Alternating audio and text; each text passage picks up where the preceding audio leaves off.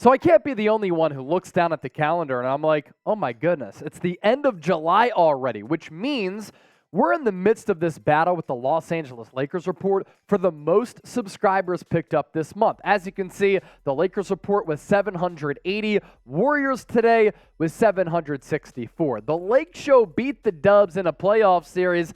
I'm not going down here inside the Chat Sports studios, so make sure you hit that subscribe button for year-round coverage of Golden State.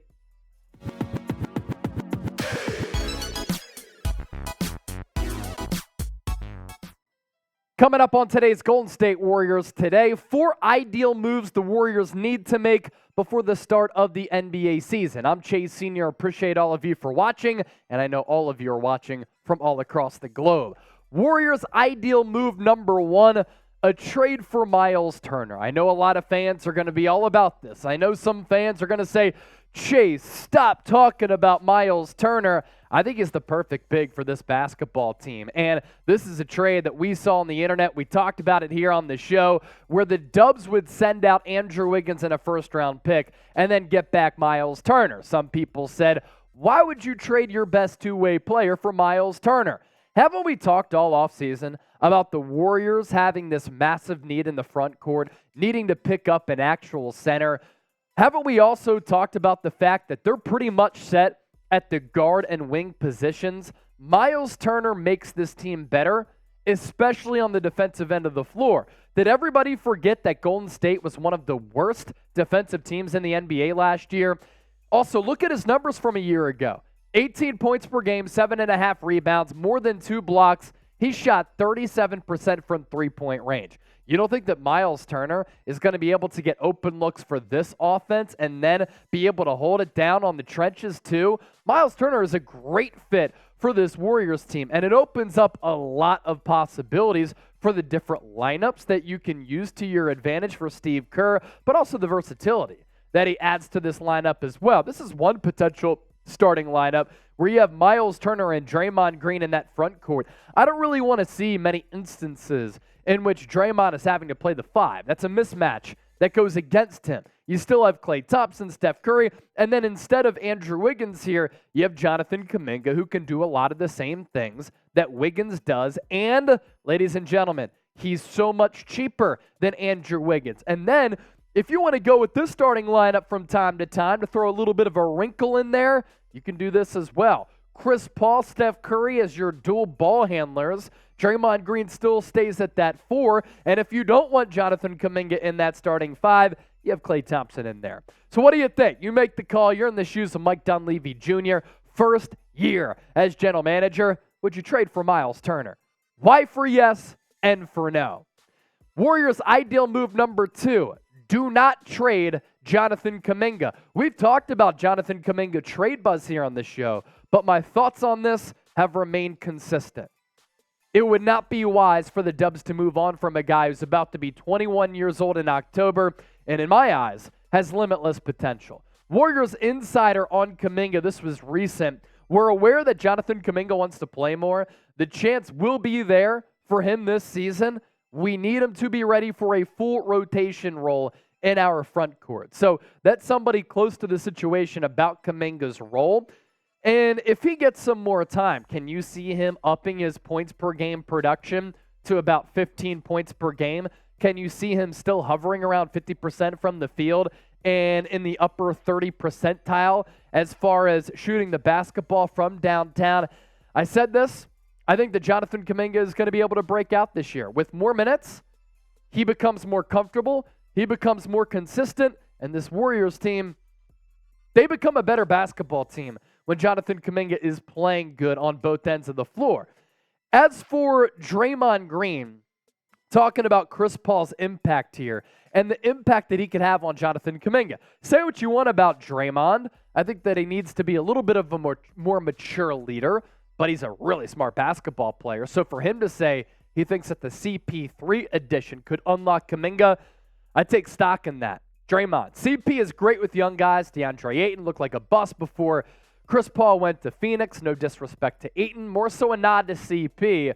What he would do for Jonathan Kuminga and unlocking Kuminga, it's huge. I'm just looking forward to seeing how it's going to work, and I feel like CP is a smart player. He has a lot of experience, and I feel like he's going to bring so much that we didn't have on the team, and I'm looking forward to that. And I do think that Chris Paul, the factor of him playing, how he plays the game of basketball, his smarts, him not being afraid to hold people accountable, it's going to be huge for the development of Jonathan Kuminga, and hopefully years down the road, we can look back at that trade and say that's what got Kuminga on track. This Warriors t-shirt deal, where you get 2 t-shirts in one, it'll get your swag back on track. Chatsports.com/DubsCombo. You get both of these shirts in one. We'll put that link in the comment section and in the description of this video. 2 more moves to talk about here. Dubs have to sign another center. They'd be crazy not to sign another center, right? You have to sign another center. So you look at some of the free agent center options out there. We're deep in free agency, so there's not a lot of options who are top tier. You don't need a top tier option. You just need some depth at that position. So Bismack Biyombo is one. We've talked about him. Solid defender. DeMarcus Cousins was playing really well in Puerto Rico this past year, although I think his NBA type of abilities are probably gone. And then Meyers Leonard, he did get signed last year and at least was on an NBA team. He could be intriguing. Tony Bradley is another guy who I actually think has some sneaky ability. Moses Brown is still out there as a high flyer. And then how about this? The movie star, Willie Hernan Gomez. He's also available there too, as formerly known as Bo Cruz. So some free agent centers there who Golden State could sign, because you look at their bigs right now, and Dario Saric is there, Kevon Looney, Trace Jackson-Davis, Jonathan Kuminga, Andrew Wiggins.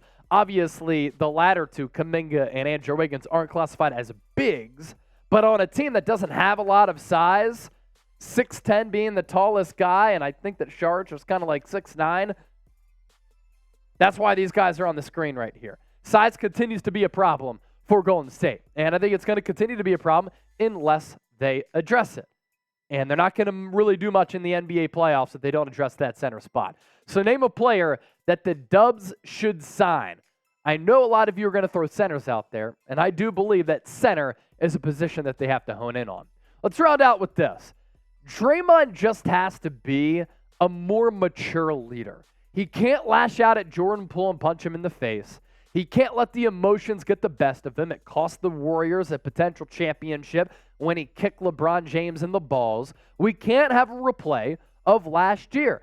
That can't happen once again. When Draymond even admitted that the Jordan Poole situation kind of trickled out, the tape was leaked, Steve Kerr wasn't happy, and then the Warriors culture, it was impacted the rest of the way because of that situation. Draymond even said that when we went on the road, things weren't the same. When you speak about all the slippage we had as a team on the road, not being able to come together, none of those things happen if that punch doesn't happen, because the voice that I am and the departments that I lead this team in, there was a ton of slippage due to me sitting back, me not saying anything, me trying to allow that situation to play itself out and give it time to heal. Now, I do respect how Draymond kind of took a breather here. He took a step back to a certain degree, and he's like, you know what? I'm going to let these things play out. But look, you could have disagreed with Jordan Poole, and I see where you're coming from. You didn't have to sock him in the face. Draymond Green has also been said to not have communication with Jonathan Kuminga. That, too, is a little bit of a problem because Kuminga is going to play a large role for this team this year. So Draymond has to get over that as well and help the young fella out. So as we round out the show, you take a look at some of our ideal moves here for Golden State.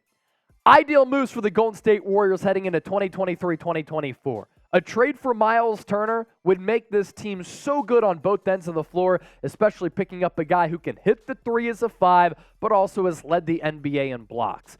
Do not trade Jonathan Kuminga. I'm bullish on his potential, and he's going to be 21 years old in October. I think he's only going to continue to get better. He just needs more playing time to become more comfortable and ease into the action. Golden State still needs a center. They lack size in that department, and it's really concerning when the Denver Nuggets and Los Angeles Lakers are the two teams that they have to get past in order to win an NBA championship. And then Draymond Green just has to be a more mature leader. Figure out your relationship with Jonathan Kuminga and don't let the Jordan Poole situation like last year happen again, which impacted this entire past year.